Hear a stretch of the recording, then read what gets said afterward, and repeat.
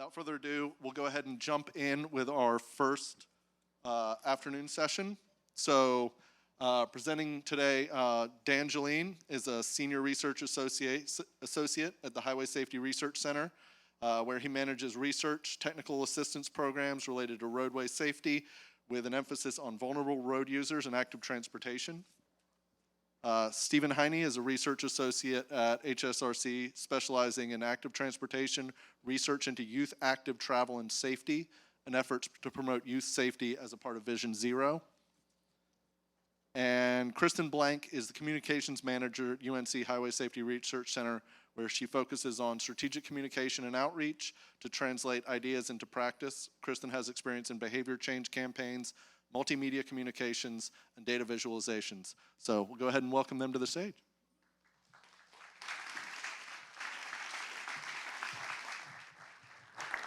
All right. Thank you. I want to say thanks because we're going to be talking about funding. It is not the most exciting topic, and it's beautiful outside, and you're still in here, so I really appreciate that. We are going to get into some conversation about funding sources that are outside of maybe the normal means, channels that you're familiar with in the state. These are newer funding sources that have just come online in the past few years. We hope to give you some information that you can take home and use in some of the work you're doing. We are going to be using Poll Everywhere. I think you all used that this morning. There is a QR code here for our page, and there is a link, and I'll read it. It's pollev.com/BWNC, and we'll have that at the top of the poll slides too if you don't get it now. We do have our first poll question open. We just want to know more about you, who you're representing. If you can take some time to respond to that, that would be great. We'll flip over as a first test of this polling system to kind of look at who is here in the room. We have state agencies, lots of advocates, community organizations, cities and towns, NPOs, academics. We got a pretty nice split across almost everybody here. Very nice. Okay. Nice warm-up for the polling we'll be doing a little bit later. Lots of you with the state. Great. Excellent. If I say something wrong about the STIP at some point, you all can correct me. We're going to talk about a quick overview of HSRC and some of our projects that kind of connect us to this topic area. We'll spend most of our time on funding opportunities, those funding streams that I mentioned that you should just be aware of. Maybe you can engage with these in some way to support projects in your community. We're going to talk a little bit at the end about funding challenges, and there are many of them, and I know you encounter these all the time. So we'll just have some group polling and discussion around that, and then final discussion on any of the topics we missed.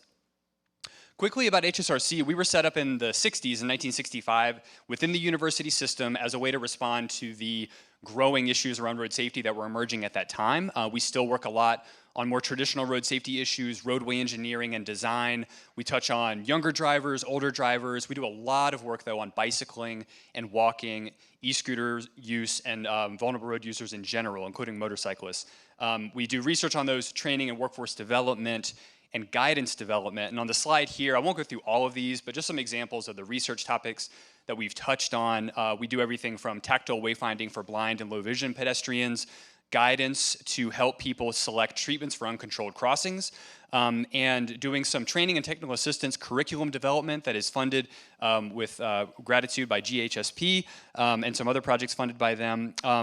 Stephen Heine, my colleague, is here to share a little bit more about one of those projects that connects us to this funding topic, and that is our work with NC Vision Zero. So if Stephen wants to pop up and take care of this part. All right, like Dan said, our NC Vision Zero project is one way we connect to a lot of the safety efforts going around statewide. This is a GHSP sponsor project that we run out of the Highway Safety Research Center and the Injury Prevention Research Center at UNC. So we work with a statewide coalition of communities that are both doing Vision Zero or have signed on to Vision Zero or sort of starting to dip their toe into Vision Zero and trying to become Vision Zero communities. And we do this through monthly community group meetings with the communities that are involved, quarterly all community meetings where we get everybody together and work on specific topics related to safety. We provide resources to these communities, and I see some familiar faces here. We do an annual Leadership Institute, which is sort of a intense 2-day workshop around Vision Zero, planning around Vision Zero, but it's also about building your coalition, so bringing in sort of non-traditional partners and different partners in doing Vision Zero work. And then we also lead a statewide task force that involves people sort of working at a higher level through different organizations with NCDOT and others working across the state to kind of tackle some of the bigger issues related to safety efforts.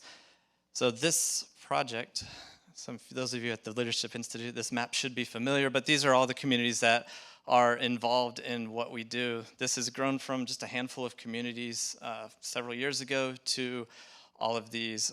These are people, or these are places that have signed on to Vision Zero, have Vision Zero plans, or are doing some kind of safe system related work in their safety work. But this sort of ties into what we're talking about today, because what we've learned from working with all these communities, one of the number one questions is, how do we get funding to do what we need to do? And what we've seen in working with them is their Vision Zero work, a lot of their safety work, is really made possible by discovering some of these outside funding sources, some of these different ones that can come directly into the cities. So I will turn it back over to Dan. Thanks, Stephen. The connection I want to make too is we were at the Vision Zero Leadership Institute a little earlier this year. It was coming up right before the deadline for the Safe Streets for All applications, grant applications, which you'll be more familiar with in a moment if you're not already. The bulk of the talk at that event was, what can we put in our application? What are you guys doing on your application? How can we make ours successful? You won last year, what can we do differently? So it's indicative of this fact that there's a lot we need to do, but we have a lot of work to do, and a lot of that comes down to funding for those projects. So we have another poll that we launched now that gets into asking you about what your role is when it comes to funding for pedestrian and bicyclist projects. We came up with some ideas, things like, well, you might be identifying the funding opportunities, or you're identifying the projects and programs that need to be funded. You might be preparing and submitting those grant applications yourself, managing the awards and the funded projects. When they actually hit the ground, you're doing the reporting and all that stuff, the really important work there. You may be advocating for more funding opportunities, or it may be something totally different. I didn't include here, if you're a funder, maybe you're a funder too, so you can let us know about that. I want to toggle over to see if I can move to the right poll and show you what you all are saying back to us. It looks like a lot of you are in a position to identify the funding opportunities or the projects and programs needing funding and advocating for more ped bike projects. Not as many, but probably some of you definitely know all about preparing those grant applications and then managing the projects when they get funded, and then something else, a few other roles out there too. Keep letting us know what your role is. It's really interesting for us to see. I think that what we have prepared will kind of hit on most of these things that you're working on with respect to the funding topic. And as Stephen was saying, or we were talking about the interest in this from the Vision Zero perspective, our communities have tons of lists of things that need to be done, projects, programs where we need sidewalks, we need bike lanes, we need lots of things to improve our transportation network. To turn those lists into actual projects requires a lot of things, obviously, capacity, technical experience, political leadership, but it requires, among many things, funding. Nothing happens if the project doesn't get funded. And so we wanted to start there. We're not saying that that's the only challenge, but it is important to identify those funding sources that you can use to support your projects. This is a really hard slide to look at, and I don't expect you to see everything that's in these dots. This is a table that's posted by the Federal Highway Administration of funding opportunities for pedestrian and bicyclist projects. If you look across the top, you see all these columns, and those represent different funding programs and streams under the US government that can fund pedestrian and bicyclist projects. And down the left are a discrete listing of things, bike lanes, curb ramps, programs, education, that can be funded by some of these, and little dollar signs where they overlap. So there are a lot of funding sources. Most, but not all, of the funding sources that were on that previous slide are channeled down to states and then distributed, like in North Carolina, according to the State Transportation Improvement Program, the STIP.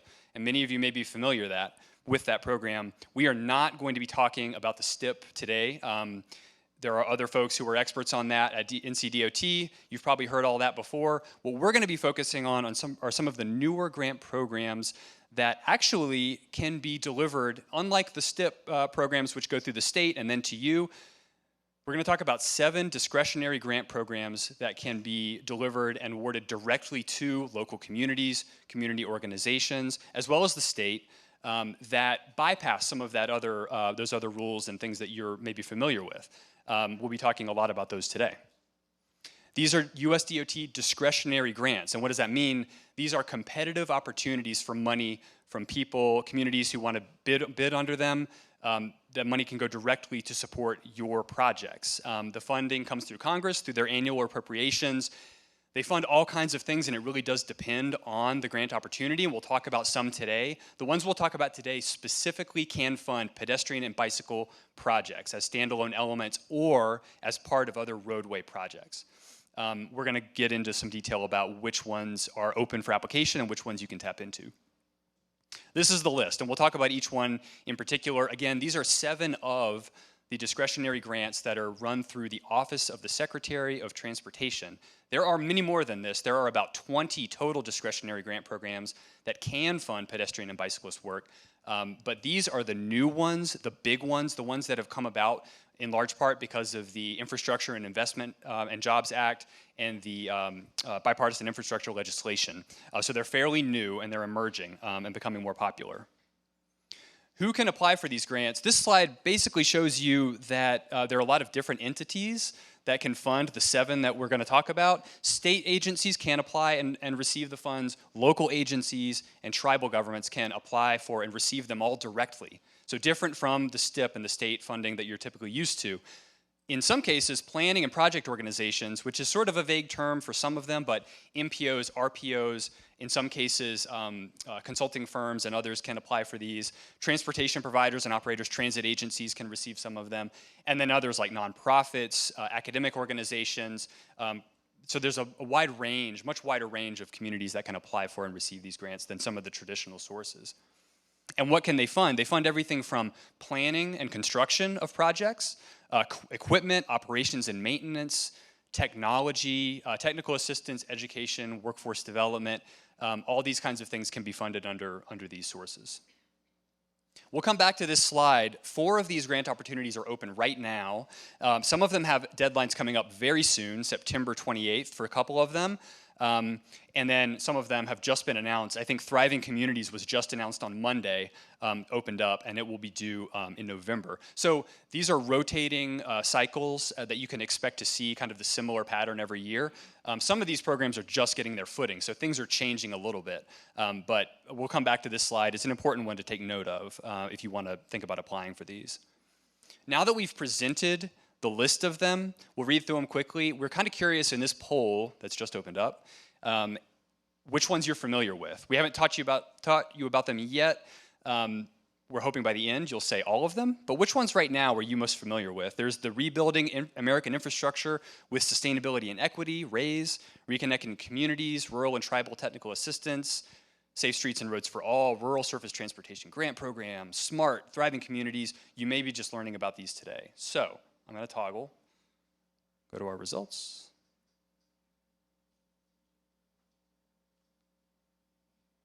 Oh man, lots of knowledge about SS4A and RAISE. Great. Okay. Reconnecting Communities.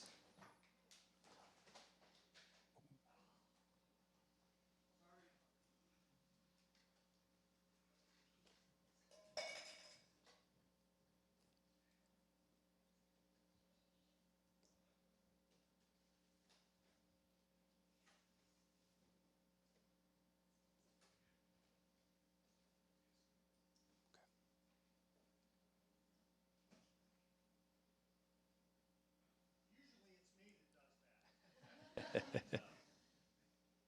right. All right. Okay.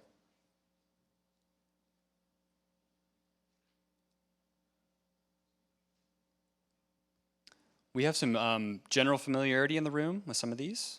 So let's get into a little detail on each one. I don't want to dwell on too many of the details. One thing to note is that there is a ton of nuance within each of these grant programs. It's dizzying, and once you get into them, you will learn all those details. We want to give you a flavor of what can be done with each of these, just so you have enough to go off of moving forward from here.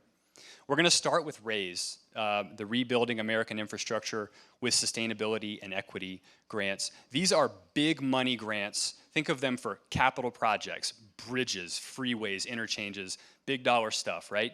But they can fund pedestrian and bicyclist work, and there is a whole category for ped bike work, and they're funding a lot of really important ped bike projects. There's a range of about $1 million to $25 million per award. I saw your Acoustic Trail shirt, so $24.5 million, I guess last year, went to fund that project to help with the funding for that. So lots of these are happening right here in the state. They are mostly capital projects, but they can be used also to fund planning work, project development work that will support capital investment later down the road.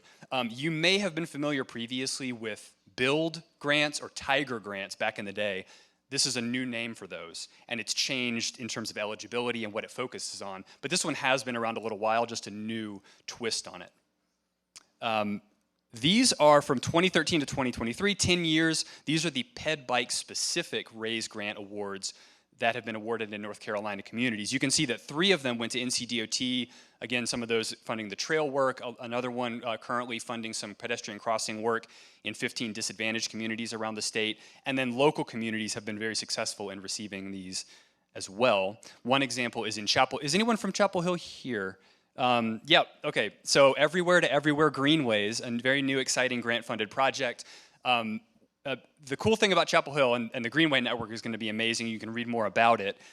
What I really like is the fact that Chapel Hill put their grant application materials up online. You can read them, and I think that's super helpful for anyone who's thinking about putting one of these in to read what they submitted. They were successful, maybe modeling that, and maybe talking to them about what their experiences would be valuable too. Reconnecting Communities and Neighborhoods is open now. It closes September 28th. It's all about reconnecting communities that have been divided by transportation infrastructure, freeways through downtowns that have separated disadvantaged communities from maybe more affluent or wealthy communities in other parts of the city. They're focused on improving access to daily needs, jobs, school, healthcare, and kind of reconnecting those through things like bridges, pedestrian tunnels, freeway removal. There are a lot of other types of projects that are happening in this area. Charlotte, I'm sure some folks from Charlotte are here, received one of these grants to study possible work to reconnect across I-77 from some neighborhoods that are separated from Uptown area. So really interesting examples of how these can be used in a bicycle pedestrian way. There's the Rural, Tribal, and Technical Assistance Pilot Program. This one is not necessarily funding capital projects, but it funds capacity building and enabling rural communities who may not have the capacity to plan, develop, and design and do all this work themselves. It provides them a leg up in preparing these projects so that they can then compete for capital investment later. Think of things like procurement processes, NEPA and environmental reviews, things that are a pretty big lift for a rural community. These grants will help them accomplish those. There are also rural surface transportation grants. These are more big capital improvements happening in rural communities around the state. NCDOT received one of these. And again, I should say that they span from ped bike to transit to a lot of other things. The NCDOT award is to look at connectivity in 11 rural communities, on-demand transit, microtransit, which I think was very interesting to hear about. There are examples around the country, not in North Carolina necessarily, of how these are being used so far to fund ped bike specific projects. A small town in Montana received one for multi-use trail and sidewalk investments along a main corridor. So that's how they can be used to kind of fit the ped bike needs that we see. Safe Streets and Roads for All, you're pretty familiar, it sounds like, or some of you are at least familiar with these. It's all about kind of making these goals of preventing death and serious injury happen by investing in safety projects around the country. So you can apply for an action plan grant to develop a safety action plan if you don't already have one.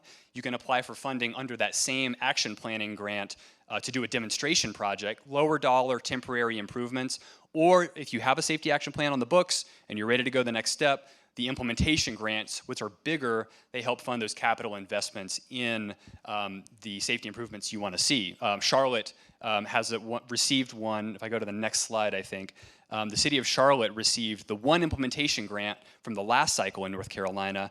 There were many others that were accepted for action planning grants. So many of you in the room probably have an action plan award. The city of Charlotte is using their implementation grant to look at pedestrian crossings, leading pedestrian intervals, accessible pedestrian signals, and many other things related to pedestrian safety around the city. SMART. This one is about technology, strengthening mobility and revolutionizing transportation. There's a lot of connected infrastructure, connected vehicle work happening in this space. There is an example also from NCDOT where they're looking at doing some travel notifications to drivers, hands-free, eyes-free alerts, using existing navigation systems. There are some other examples around the country where they're using these to basically instrument corridors for transit signal priority and passive pedestrian detection at traffic signals. So some examples of how you might think about these connecting with your pedestrian and bicyclist goals. So the last one I'm going to talk about today, thriving communities. This one is pretty new and it's a little different.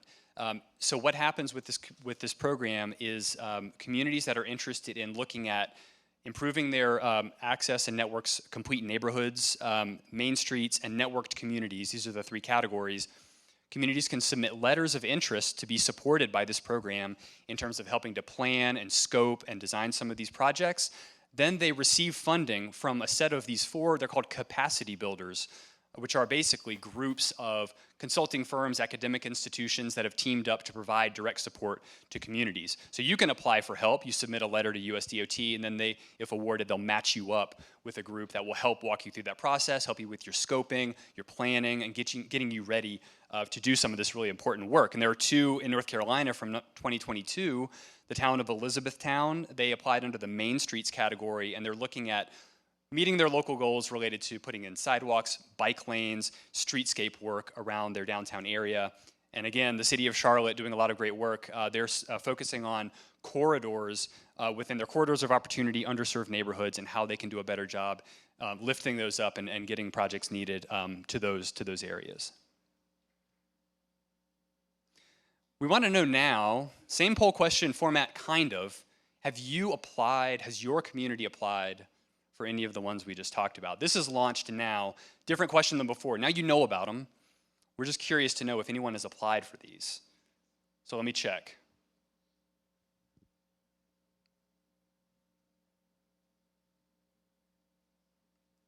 Oh my gosh.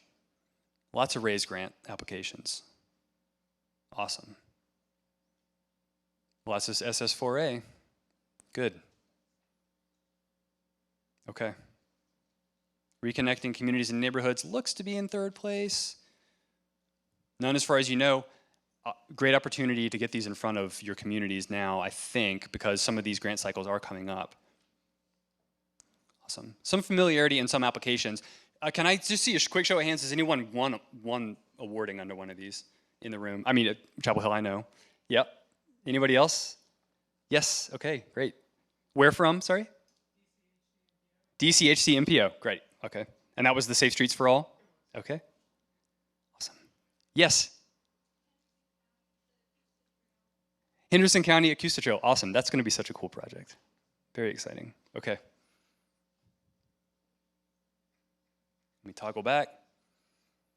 I think knowing about the funding sources and receiving them is one thing. I think that once you think about the challenges behind funding projects, once you have the funding, is totally different. And we wanted to get into that a little bit today because simply getting money is maybe the first step in a really long process. We kind of distilled a few ideas of, based on what we've heard from communities, the funding challenges that tend to arise. And we're going to ask you in a minute maybe how you feel about these. We hear a lot about limited capacity within communities to prepare and submit the applications themselves. It's a ton of work. And some of them are easier than others, I will say, but some of them require a lot of budget preparation, forms, they're all online. It's crazy how many forms you have to fill out, how many pieces of documentation you need. It's a lot of work to simply apply, just to take that step. Then there's the question of matching funds. And I think everyone here knows about the issues we have with a lot of these do require, just like with STIP projects, they do require matching funds. And you can come up with those locally if you're in a community that can afford to do so. Tracking down the eligibility of what kind of funds you can use for matching the project is really difficult. I'm sure that many communities don't go the step of applying simply because they don't feel that they can secure and have those funds to match. It's still a challenge. It's not solved by these new programs, even though many of them do have no match requirements or they have match waivers for some communities.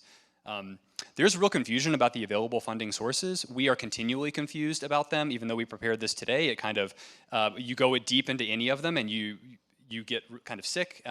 So it's hard to figure out what you have to do under each one. So just knowing what's out there is really a tough job. You may be unsure about your role and how you contribute, especially if you don't work for one of these public agencies that is applying. What can you be doing to help assist them? There are things that you can be doing, but if you're outside of that process, it can be somewhat daunting. There's also lack of clarity about what can be funded under these programs, or maybe some frustration about what can't be funded. We've heard a lot about the issue behind maintenance. If you put something on the ground, you get it funded, you build it, you're going to have to maintain it. And some communities maybe feel that they can get the award and build it, but how are we going to ever afford to maintain this over time? So that's a real question. There also is limited capacity to do the reporting. You win the grant, you receive it, and then what? You have to do a crazy amount of reporting. The RAISE grants especially, there's a lot of reporting behind those. Some bigger agencies are set up to do this, but for a small agency, it can be a lot of work. And then obviously issues related to roadway ownership, jurisdiction. If I'm a local community, I want to do this project on the state road, I can submit the application, but you have to work with your state division, your NCDOT division, to come to agreement on what the project is going to look like and how those ownership and jurisdictional issues might impact the project. I'm curious to know from your perspective which of these may resonate most with you in the poll that we have open now. We listed them out, and I'm sure that there's other stuff we didn't think of. If that's true, hit something else. We included that option in there. Which of these challenges is most relevant for you, thinking about what your role typically is in funding projects that you answered earlier? So I'm going to do my thing.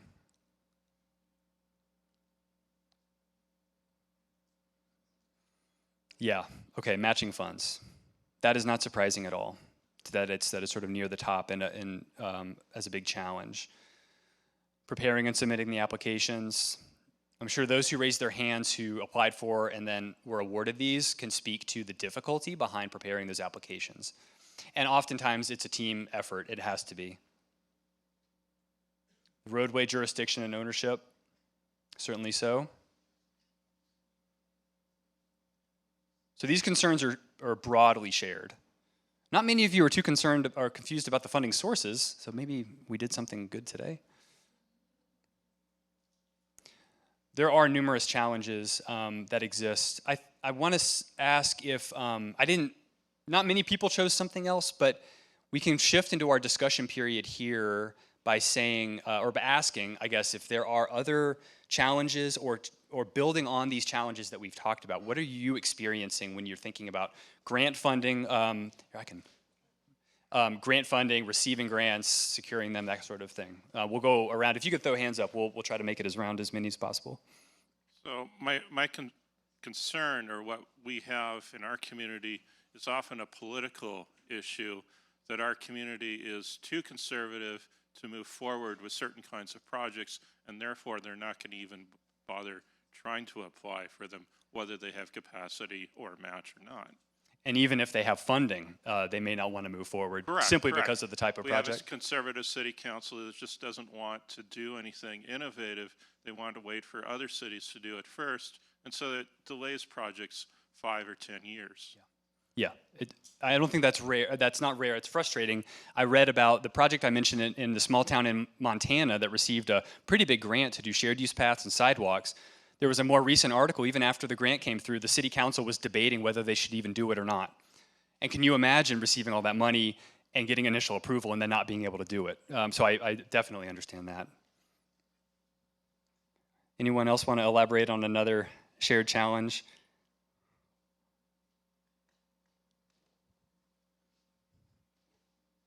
There are many of them, right? We have not grand solutions, but ideas that we've heard from other communities about overcoming some of these. I think the connecting with other applicants, seeing what they used in their application, we saw this to be true at the Vision Zero Leadership Institute. People opening on their computers their applications and looking at them with other communities maybe in the same region or of the same size, scrolling through the budgets, comparing notes. That's so helpful and can be so helpful if you're thinking about going for one of these to reach out to a previous applicant. Chapel Hill's raise application is online right there for you. I would like to, it'd be great if more communities did that. Maybe you've posted them. Just seeing how that's gone for others and learning from them and their successes or their holdups. Maybe they didn't get it and they can tell you what they heard about why. For those that can do this, to expand your capacity, to make the case for more people to kind of help pursue grants. There are some of these funding sources that are set up to do that for rural and disadvantaged communities, but figuring out who else can help in this. Can it be a funded position? Can we tap into some of the expertise outside of the funding, outside of the agency, the advocates in the community, to help us pull together some of this information to contribute to the grant process? Can be successful. So who can help assist with that process? Building relationships with partner agencies outside of transportation, thinking about public health groups and others in the community, foundations, who may be able to help you connect to new funding sources, connect to possible matching fund sources that we've also listed down here, non-traditional funds that might be used to help satisfy the match. I know for the Acoustic Trail, it sounds like the match has been fulfilled by a conglomeration of all kinds of different sources, from foundation to municipalities. So pulling all that together, that can be really valuable, but it really requires a lot of collaboration across agencies and groups. One piece that we may not often think of is simply collecting and maintaining data that can be useful in responding to these applications. You have to include so much community data, crash data, count data, roadway data, to back up your claims and your statement of need. Keeping that on file, knowing where it is, and updating it and keeping it regular can really help you be ready when a grant application opens to go in there and make that case, having that right at your fingertips. We're going to shift to a discussion period because I want to open it up for questions for any of the funding streams that we talked about earlier, the details of some of them, but we wanted to sit on this slide while we're doing that, because this is the sort of list of upcoming dates. I will say, in terms of timeline, if you look down to the Safe Streets and Roads for All, the third from the bottom, that was this year's cycle that it closed on July 10th. We heard that the action planning and implementation grant recipients should be notified in October, whether they got those or not, and the implementation grant recipients should be notified in December. You can expect March might be a date when next year they're going to open back up. That's one, I think if some of these are too soon, that's one to start to look ahead to and say, you know, let's mark that date, let's figure out when it opens, and then when it closes, and start pulling things together. It's not too early, I don't think, to at least have the pieces in place. So with that, sorry, I'll open it up for any questions or commentary on any of this that you might have. Yes, sir. We'll have a mic come to you. Yeah, if you do have a question, just wait on a mic. We have a recording going on, so for them to capture the audio. Can you send us the whole slide? I sure can. I don't know if that's going to be done through the conference, but I have a card that I can give you, and we can connect, and I'll give it to you. Yes, and for anyone that doesn't have direct contacts for any of the presenters, I have all the slide decks as well. So if you have my email, just reach out. It should be in all of your registrations. And I also have some better resources than our slides on a lot of these. If you want to do a deep dive, that I'll just go ahead and put this slide up next. I'll share 3 of these while we're waiting for any other questions to come up. The DOT Navigator is like the portal, the place for all of this information. Surprisingly, it's pretty easy to use compared to a government website that you might be familiar with. So you can go through, find the grant, find your eligibility. They lay it all out there for you. Really helpful checklists for all of these grants. There are a lot of forms, but really useful stuff too. Maps showing you eligibility zones, things like that. That's what I would recommend. And then the discretionary grants dashboard is useful too. Back to Navigator, you can sign up for alerts for any open funding opportunity. That's a great idea, I think, to just sign up for that list. We're on it. You can just get those right in your inbox when they open up. The very last one, if you are not with a city or a government agency, if you're an advocate, if you're with a community organization, nonprofit, foundation, Transportation for America has an incredible toolkit that's really good at laying out the basics in plain language around each of these sources and how you, as someone outside of the government, can get engaged in this process and push for applications for more of these. And I think it goes beyond just the 7 we've talked about. There's a lot of information about funding in there that's available at the federal level that's really important to check out. So. Any other questions or comments? Yeah, there's one right here in the middle. Yep. Thanks for your patience with the microphone. It's a little awkward sometimes.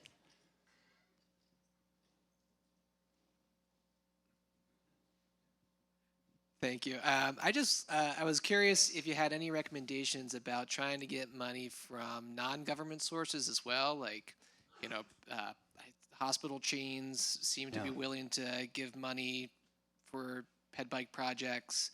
I know there's a lot of foundations out there that do the same, and if there's some tools or resources that can help us navigate the process of going that route.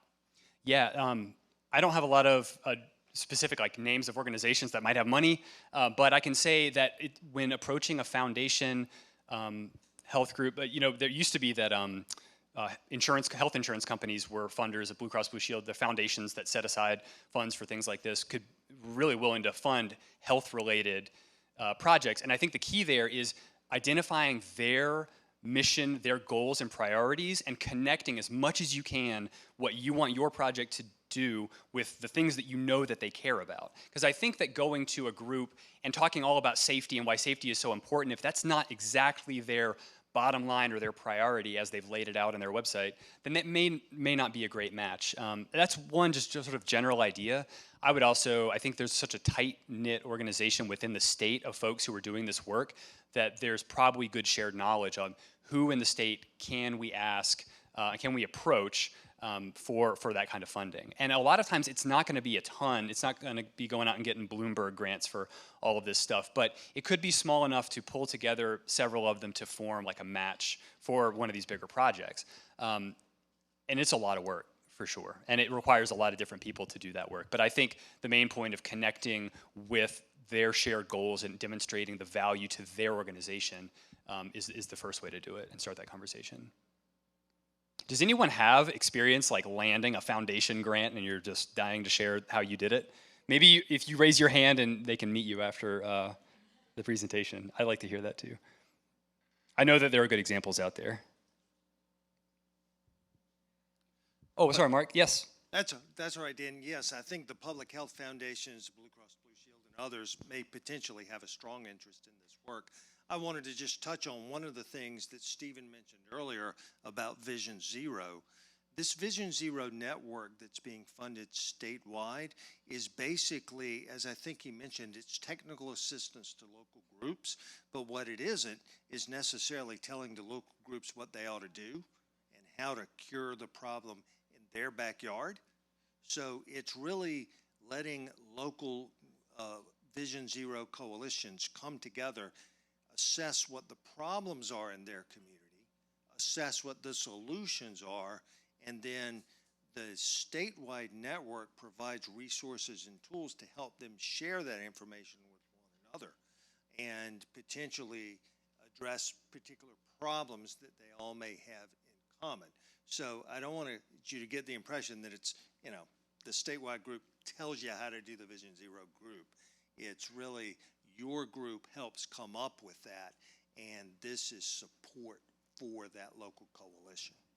It's a great point, and it made me think of when I was is anyone from Burlington Graham MPO here? I was involved with that group at the Vision Zero Leadership Institute this year, just doing some, they were building their own projects. We're just there for support and help and sitting down thinking about funding sources. They're all 3 of them from different departments and different organizations, and they just start brainstorming where the funding might come from. And they're connecting dots that the other people would never have thought of. They say this out loud. I never would have thought to go to them for money. That's a great idea. And I think they came up with an excellent list just between the 3 of them, coming from different perspectives. And it often requires, I think, a different view of the same issue to come up with those ideas. And so that just speaking to that point of collaboration is really important. Yes. All right. Here, we've got time for one more. Okay.